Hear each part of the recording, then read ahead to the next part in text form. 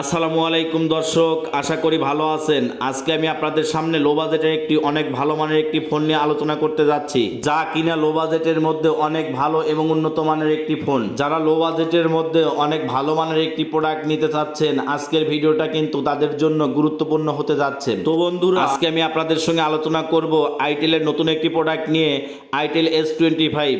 Itel S25 ফোনটিতে কি কি সুযোগ সুবিধা থাকছে এবং আইটেল S25 ফোনটি বর্তমান মার্কেট পজিশনে কত টাকা পড়বে, কোন কোন কালার ভেরিয়েন্ট অ্যাভেলেবল মার্কেটে পাওয়া যাবে এবং কি ধরনের ইউজারদের জন্য ব্যবহার করার জন্য ভালো হবে, আজকের ভিডিওতে আমি বিস্তারিত আলোচনা করব। ফোনটি লো বাজেটের হলেও কিন্তু ফোনটিতে অসাধারণ কিছু ফিচার্স অ্যাড করেছে। ফোনটি লো বাজেটের ফোন হওয়া সত্ত্বেও ফোনটিতে অ্যামোলেড ডিসপ্লে ব্যবহার করেছে, 120 হার্জের হাই রিফ্রেশ রেট ব্যবহার করেছে এবং ইন ডিসপ্লে ফিঙ্গারপ্রিন্ট সেন্সর রয়েছে। এছাড়াও ফোনটিতে আরও অনেক সুন্দর সুন্দর ফিচার্সও অ্যাড করেছে।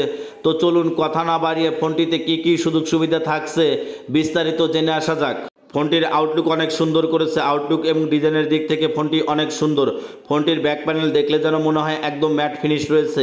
ব্যাক প্যানেলের ডিজাইন এবং ক্যামেরা আউটলুক দেখলে যেন মনে হয় একদম ফ্ল্যাগশিপ লেভেলের একটি ফোন। ব্যাক প্যানেলের ডিজাইন এবং আউটলুক দেখে বোঝার উপায় নাই যে ফোনটি লো বাজেটের একটি ফোন। তবে ফোনটি ফ্ল্যাগশিপ লেভেলের না হলেও কিন্তু পারফরমেন্স রিভিউটা অনেক ভালো রয়েছে এবং ইউজাররা ইউজ করে অনেক ভালো ফিডব্যাক দিচ্ছে। ফোনটির নিচের অংশে টাইপ সি পোর্টের charging system, 3.5mm audio Jack এবং স্পিকারটা নিচের অংশেই রয়েছে। ফোনটিতে 7.3mm থিকনেস ব্যবহার করেছে এবং ওয়েট হিসেবে 185 গ্রাম ওয়েট রয়েছে। থিকনেস এবং ওয়েটের দিক থেকে ফোনটি হালকা পাতলা এবং স্লিম রয়েছে। ফোনটিতে 6.78 ইঞ্চির full HD plus AMOLED display ব্যবহার করেছে, যা রেজলিউশন হিসেবে ব্যবহার করেছে 1080x2436 রেজলিউশন এবং ডিসপ্লেতে 120 হার্জের হাই রিফ্রেশ রেট ব্যবহার করেছে। 120 হার্জের হাই রিফ্রেশ রেট ব্যবহার করায় ফেসবুক মেসেঞ্জার ব্রাউজ করার ক্ষেত্রে স্মুথলি কাজ করিবে। পাশাপাশি ডিসপ্লের পিক ব্রাইটনেস হিসেবে 1800 নিটস পিক ব্রাইটনেস ব্যবহার করেছে। 1800 নিটস পিক ব্রাইটনেস ব্যবহার করায় লো লাইটের পাশাপাশি ডিরেক্ট সানলাইট ও ডিসপ্লের আলো কমানো বাড়ানোর প্রয়োজন হবে না, ক্লিয়ার দেখা যাবে। 1800 নিটস পিক ব্রাইটনেস ব্যবহার করায় ডিসপ্লে কালার কন্টেন্টসের কোনো ঘাটতি থাকিবে না। 1800 নিটস পিক ব্রাইটনেস ব্যবহার করায় ডিসপ্লের উপর যদি একটা পিকচার উপস্থাপন করা যায়, একদম স্বচ্ছ এবং ক্লিয়ার দেখা যাবে। ডিসপ্লের দিক থেকে ফোনটির কোনো ঘাটতি নাই। ফোনটির ডিসপ্লে অনেক ভালো এবং শক্তিশালী। ফোনটিতে 50 মেগাপিক্সেলের ডুয়েল ক্যামেরা সেটআপ ব্যবহার করেছে, যা কিনে 50 মেগাপিক্সেলের অ্যাপারচার ভ্যালু হিসেবে 1.6 ব্যবহার করেছে। মেইন ক্যামেরা 50 মেগাপিক্সেলের অ্যাপারচার ভ্যালু 1.6 ব্যবহার করে ক্যামেরার কোয়ালিটি অনেক সুন্দর হবে।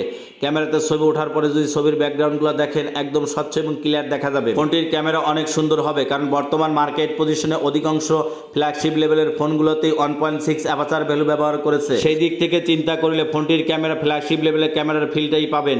ফোনটির ক্যামেরার দিক থেকে কোনো ঘাটতি নেই। ক্যামেরার দিক থেকে ফোনটি বর্তমান মার্কেট পজিশনে ফ্ল্যাগশিপ লেভেলের ক্যামেরার মতোই হবে এবং ক্যামেরায় ছবি ওঠার পরে ছবির ডিটেলসগুলো অনেক সুন্দর এবং কালারফুল হবে। ব্যাক ক্যামেরার পাশাপাশি ফোনটির যদি সেলফি ক্যামেরার কথা চিন্তা করেন, ফোনটিতে 32 মেগাপিক্সেলের সেলফি ক্যামেরা ব্যবহার করেছে। 32 মেগাপিক্সেলের সেলফি ক্যামেরা ব্যবহার করায় ক্যামেরার কোয়ালিটি সুন্দর পাবেন। ব্যাক ক্যামেরার পাশাপাশি ফোনটির সেলফি ক্যামেরাতে ছবি ওঠার পরেও যদি ছবির ডিটেলসগুলো দেখেন, একদম স্বচ্ছ এবং ক্লিয়ার দেখা যাবে। ফোনটির ক্যামেরার কোনো ঘাটতি নেই। ফোনটির ব্যাক ক্যামেরা এবং সেলফি ক্যামেরা দুটি ক্যামেরাই সুন্দর। ফোনটি আপডেট করে অ্যান্ড্রয়েড ভার্সন 14 করেছে এবং অপারেটিং সিস্টেম হিসেবে আইটেল OS 14.5 করেছে। ফোনটির চিপসেটের কথা যদি চিন্তা করেন, ফোনটিতে ইউনিসোক T620 চিপসেট ব্যবহার করেছে। ইউনিসোক T620 চিপসেটটি বর্তমান মার্কেট পজিশনে আপডেট একটি চিপসেট। ইউনিসোক T620 চিপসেটটি গেমিং একটি চিপসেট। আপনি যদি ফ্রি ফায়ার লাইট বা অনলাইনে ছোটখাটো যে গেমসগুলো রয়েছে খেলেন, স্মুথলি খেলিতে পারিবেন। তবে হাই গ্রাফিক্সে ভারী ধরনের গেমস খেলা বা প্লে করা যাবে না, কারণ হাই গ্রাফিক্সে ভারী ধরনের গেমস খেলা বা প্লে করার ক্ষেত্রে হালকা ল্যাকিং ইস্যু রয়েছে। হাই গ্রাফিক্সে ভারী ধরনের গেমস খেলা বা প্লে করা ছাড়া অনলাইনের সকল প্রকার গেমসগুলো স্মুথলি খেলা যাবে কোনো প্রকার ঝামেলা ছাড়াই। ফোনটিতে 5000 mAh ব্যাটারি ব্যবহার করেছে, যা কিনা চার্জ করার জন্য ইনবক্সে 80 ওয়াটের চার্জার রয়েছে। ইনবক্সে 80 ওয়াটের চার্জার থাকায় ফোন ফুল চার্জ করার জন্য অতিরিক্ত বেশি সময়ের প্রয়োজন হবে না। ফোনে চার্জ দ্রুত এবং অনেক ফাস্ট হবে। ফোনটিতে ইন ডিসপ্লে ফিঙ্গারপ্রিন্ট সেন্সর ব্যবহার করেছে। ইন ডিসপ্লে ফিঙ্গারপ্রিন্ট যথেষ্ট ফাস্ট রয়েছে। ফোনটিতে IP রেটিং হিসেবে IP54 ব্যবহার করেছে। IP54 ব্যবহার করে ব্যাক প্যানেলে হালকা পানির ঝাপসা লাগলে ঘুরে চলে যাবে, পানি ভিতরে প্রবেশ করিবে না। IP54 ব্যবহার করে হালকা পানির ঝাপসা থেকে ফোনটি সুরক্ষা থাকিবে। ফোনটি বর্তমান মার্কেট পজিশনে দুটি ভেরিয়েন্ট লঞ্চ করেছে, 6128 এবং 8256। ফোনটির প্রাইজের কথা যদি চিন্তা করেন, ফোনটির 6128 প্রাইস করেছে 12,999 টাকা এবং 8256 প্রাইস করেছে 14,999 টাকা।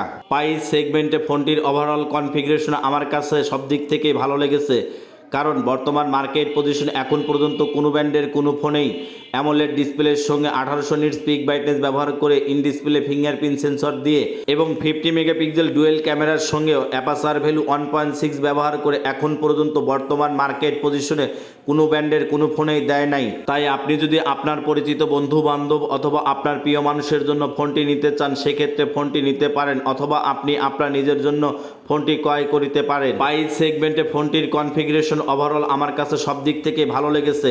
তো বন্ধুরা, ফোনটির ওভারঅল কনফিগারেশন আপনাদের কাছে কেমন লেগেছে অবশ্যই কমেন্টে জানাতে ভুলবেন না, এবং নতুন নতুন এমন অনেক ভিডিও পেতে চ্যানেলটি সাবস্ক্রাইব করে পাশে থাকা বেল আইকনটি বাজিয়ে দিন।